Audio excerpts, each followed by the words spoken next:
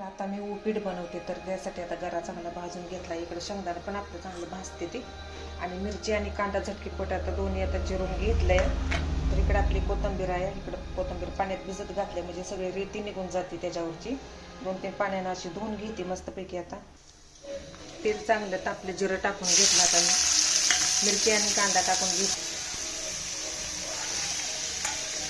थोडंसं मीठ टाकायचं आहे मला. आता चवीनुसार शेंगदाणा पण टाकून घेतलं, मिक्स करून घेतली चांगला. आता फ्राय करून देते. आता जितका कांदा चांगला भाजून तितका आपला उपीट चांगला होतो. आणि ते आमच्या भागात बघा असा उपीट बनवते ते खूप छान, चांगला खरपूस असा कांदा भाजून आता म्हणजे खूप छान असा टेस्टी लागतो म्हणजे.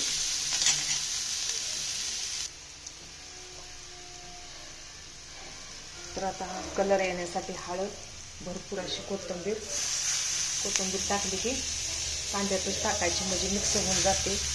आणि जास्त कोथिंबीर टाकली की लय अशी दिसत नाही वरचीवर कोथिंबीर, त्याच्यामुळे कांदा भाजला की लगेच अशी कोथिंबीर टाकून घ्यायची.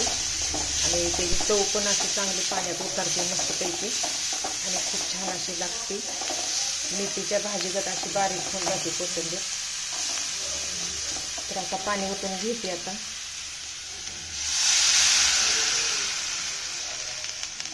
तर आता सगळं आता शिजून देते कांदा चांगला आणि झाकून ठेवते. उकळी फुटली की गरा टाकते. तर इकडं आपलं उकळी पण चांगली आता फुटत आली आहे. इकडं आता अंडी शिजत घातले ते मी पड्डीसनं. आता अंडी आता शिजवून घेते. तर सकाळी उठून आता सगळं आवरलं मस्तपैकी. आता झाडलोट करून घेतली, मग नंतर मग किचनमध्ये गेले. मग तर किती स्वच्छ असं घर दिसतं या मस्तपैकी. कसं आहे ऊन, सकाळी उन्हाचा नादच करायचा नाही, आहे का नाही व? हा. तर गुड मॉर्निंग, शुभ सकाळ सर्वांना. तुम्ही म्हणावं. गुड मॉर्निंग सर्वांना सकाळ. ऐका ये ना अजून एकदा. हा, गुड मॉर्निंग सर्वांना शुभ सकाळ. हा, तर आमच्या यांच्याकडून गुड मॉर्निंग, शुभ सकाळ सर्वांना.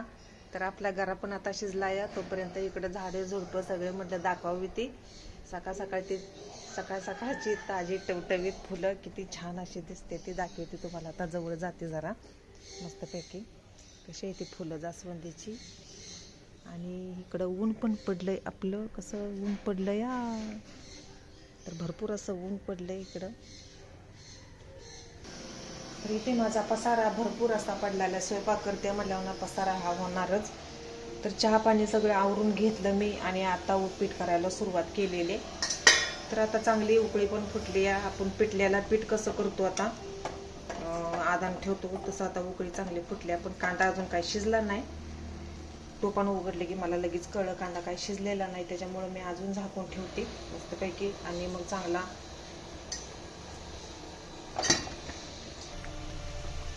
तर आता पीठ आता चांगलं मी आता फेटून घेते. आता पीठ नाही सॉरी गरा. तर मस्तपैकी चांगला शिजलाय. पण आता झाकून ठेवते. भरपूर असं उपीट केलेलं आहे मस्तपैकी आणि कलर पण छान आला या. खूपच छान असं उपीट बनलं या. आणि इकडे आपले अंडे पण शिजले ती मस्त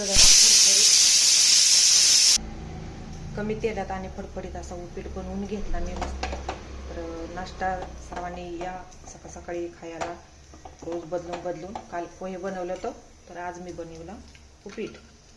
आणि उपीट असा चिटकत पण नाही आणि शिजलाय पण आपला चांगला. खायला पण खूप छान आणि टेस्टी लागतो. चला तर मग बाय बाय, भेटू असंच पुढच्या व्हिडिओमध्ये.